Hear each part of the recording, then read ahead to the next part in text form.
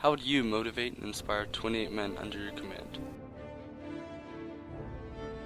Cut off from civilization with limited supplies and no hope of rescue when your boat is crushed in ice? Could you brave the worst seas on the planet in a 20-foot launch? To find help for the men you left on a barren icy rock? Who depend on your survival for theirs? Would you bring every man back alive? This is the remarkable story and legacy of Ernest Shackleton's leadership, and the legacy of the men who desperately fought to survive.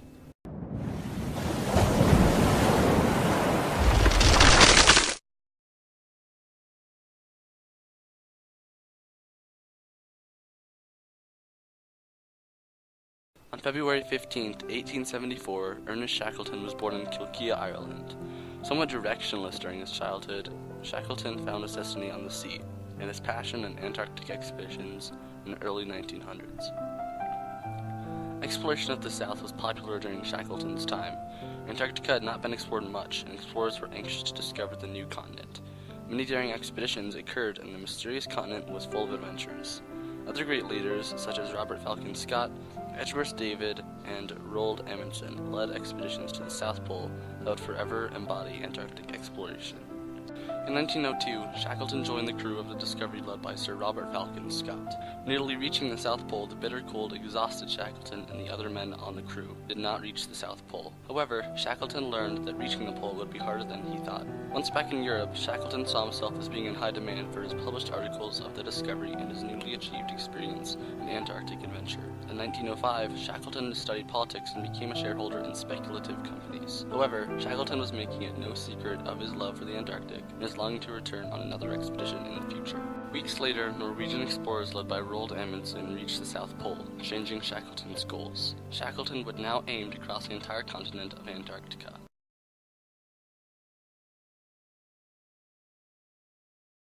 In 1913, Shackleton began to form a plan for the trans-Antarctic expedition, a journey which would attempt to cross the entire continent of Antarctica and would be a first for exploration at that time. Despite the recent breakout of World War I, the British government and Winston Churchill himself gave Shackleton and his acquired crew permission to travel to the Antarctic. Later in 1913, Shackleton had the ideal ship created for the expedition, designed to break through pack ice and built by a master shipbuilder in Norway. The ship was originally known as Polaris, but Shackleton later named the ship Endurance, inspired from his family motto, "By endurance we conquer."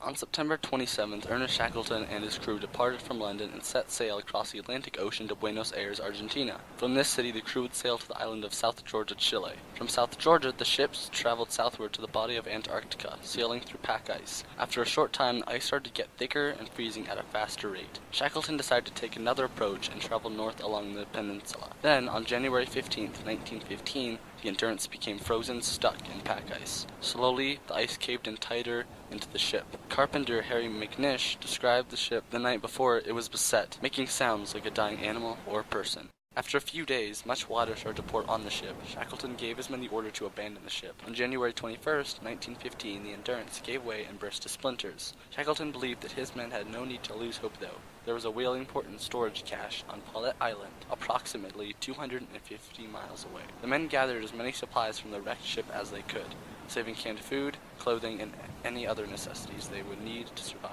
Shackleton decided it would be most beneficial to walk on the ice for as long as possible. He gathered the crew before beginning the march and told them that they could only bring necessities. As an ample sign of sacrifice to his men, Shackleton threw down his own gold antique pocket watch into the snow. He also tossed the ship's only copy of the Bible into the ice, a true sign to his men that they could and will survive.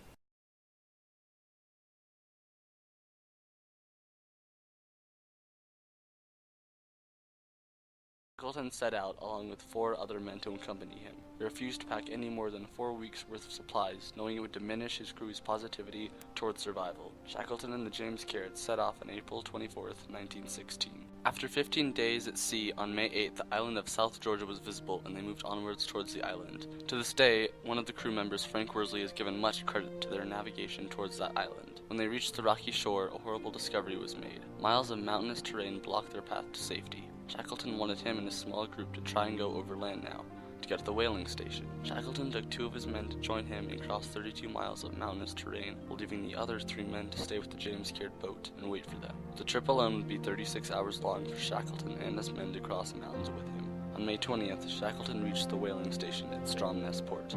While at the port, Shackleton appealed to the Chilean government, asking if he could use the aid of one of their small Navy supply ships. It was approved, and Shackleton immediately sent out ships and rescue planes for the 3 men with the James Caird and the rest of his crew stuck on Elephant Island. Considering all they had been through, not one person on the Endurance had died. The united crew of the Endurance cheerfully sailed back to Europe. They had truly endured.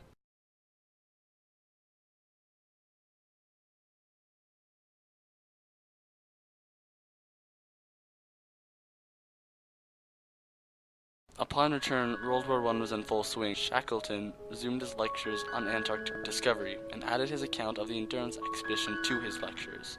For his lecture and past military supports and fundings, he was named an officer of the Order of the British Empire. In 1920, growing quite tired, Shackleton considered doing one last expedition. After a few months of gaining finances, Shackleton got the approved to go to Antarctica again. He needed a seaworthy crew, and though not many of his former crew members on the Endurance ever received payment, they were volunteered to go on one last expedition with their boss.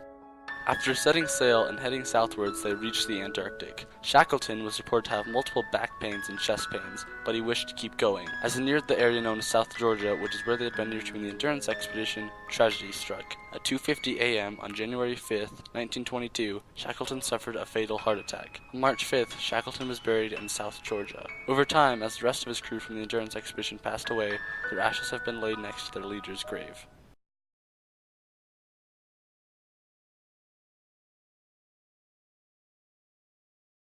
After the Endurance was crushed, the men in Patience Camp faced a dilemma. For a few weeks, the crew survived on food salvaged from the wreck, but as time progressed, shortages grew. Groups of men would daily search the vast landscape for seals or penguins. Shackleton refused to stockpile food, for this would cast a negative outlook towards the survival of the crew. He believed if the men were to stockpile, they would feel that they were preparing for the worst. However, the crew also had 69 huge sledding dogs to feed.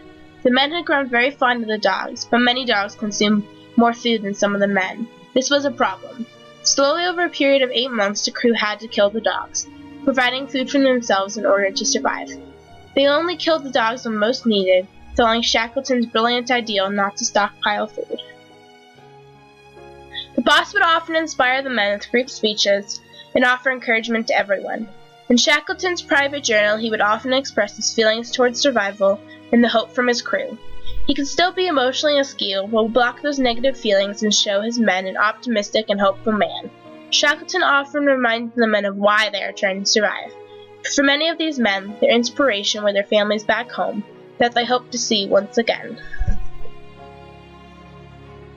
Shackleton was very different than most leaders in the early 1900s. He treated officers and sailors equally. He believed that the crew would grow stronger and work together better. Everyone on the crew, even officers, participated in daily chores. Shackleton also promoted socialization within the crew, knowing that this would create a strong bond between the men and give them hope. This mingling formed a bond between the men that helped them to survive and gave them friends and memories that they would never forget.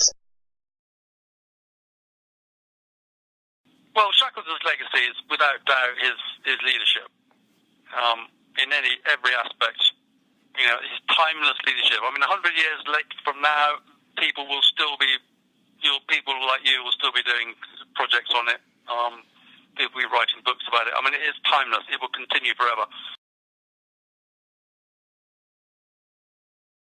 It has been 100 years since the Endurance expedition occurred.